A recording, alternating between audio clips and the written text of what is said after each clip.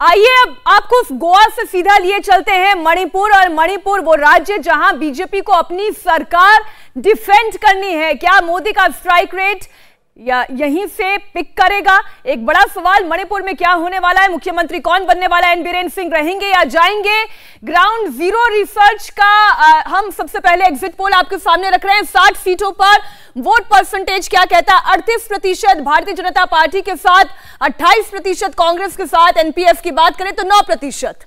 जी हाँ, और ये बीजेपी नंबर 1 पार्टी बनती हुई दिखाई दे रही है। और वोट शेयर में आप डिफरेंस भी देख लीजिए, बीजेपी और कांग्रेस, बीजेपी कांग्रेस के बीच में 10% का वोट शेयर का डिफरेंस है। ग्राउंड जीरो रिसर्च के सर्वे के मुताबिक मणिपुर में ऐसा लग रहा है कि बहुत आगे बीजेपी जो है वो कांग्रेस पार्टी से दिखाई दे रही है। आपको बता देंगे जो बाकी दो जो रीजनल पार्टीज हैं, एनपीएफ और एनपीपी, इनका वोट शेयर मिलाकर के भी काफी होता है, 20% वोट शेयर होता है। पिछली बार ये दोनों पार्टियां बीजेपी के साथ 30 बार अलग चुनाव लड़ी हैं, उसके बावजूद 38% वोट शेयर बीजेपी को मिल रहा है। 2017 में बीजेपी को 36.3% वोट मिले थे, यानी 5 साल एन बीरेन सिंह की सरकार बनने के बाद वो अपना वोट शेयर बढ़ा पा रहे हैं मणिपुर की जनता के बीच में। ये अपने आप में बड़ी बात है। और ये तब है जब पिछली बार भी मणिपुर में बीजेपी बहुमत से पीछे रह गई थी और फिर किसी तरह अपनी सरकार बनाने में कामयाब हो गई। और जी हाँ, बिल्कुल ठीक कह रही है, गोवा की तरह ठीक मणिपुर में हुआ था। अब जरा सीटों में भी देख लें ये वोट शेयर कैसे तब्दील होता है, तो आपके सामने आंकड़े आएंगे। बीजेपी को 26 से 31 सीटें,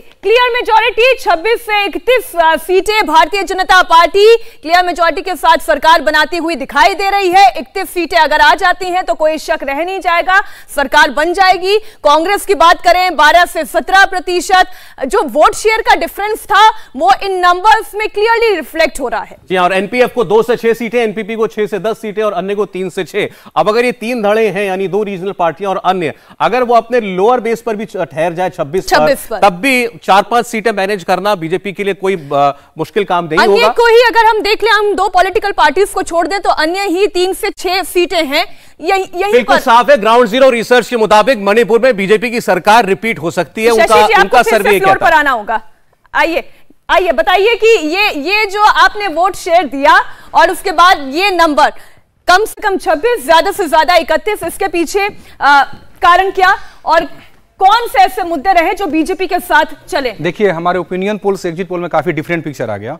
उसका एक सबसे बड़ा कारण यह था कि जो वहां पर देखिए जो क्रिश्चियन है उसमें मुख्य रूप से कुकीज और नागा जाते हैं।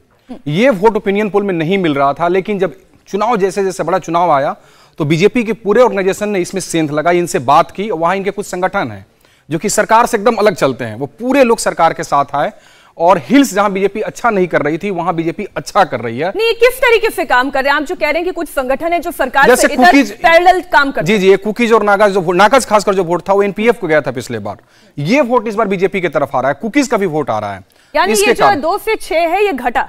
हाँ, ये पिछले बार जितना आया था उससे 1-2 उतना ही रहेगा, 1-2, लेकिन इनके अंदर सेंध लगा ली, ये बढ़ सकते थे एनपीएफ। तो जो ये बढ़ रहे थे बीजेपी ने उनको रोक दिया चुनाव के समय।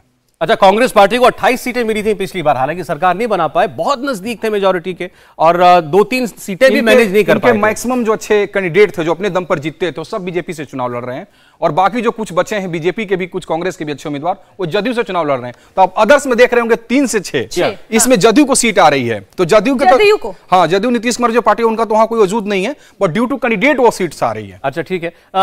लेकिन नॉर्थ ईस्ट में बीजेपी की सरकार दोबारा बन करके आना, ये उनके लिए एक बड़ी अच्छी बात होगी और एक नई शुरुआत। और नॉर्थ ईस्ट अमूमन केंद्र सरकार के साथ रहता है, जिसकी केंद्र में सरकार होती है उसके उधर सरकार बनती भी है, तो ये भी थोड़ा देखना होगा। ये हमने सिक्किम में भी देखा है, ये हम इधर भी देख रहे हैं कि ये जितना नॉर्दर्न बेल्ट है जिसकी सरकार, कांग्रेस 12 से 17 पर क्यों अटक गई?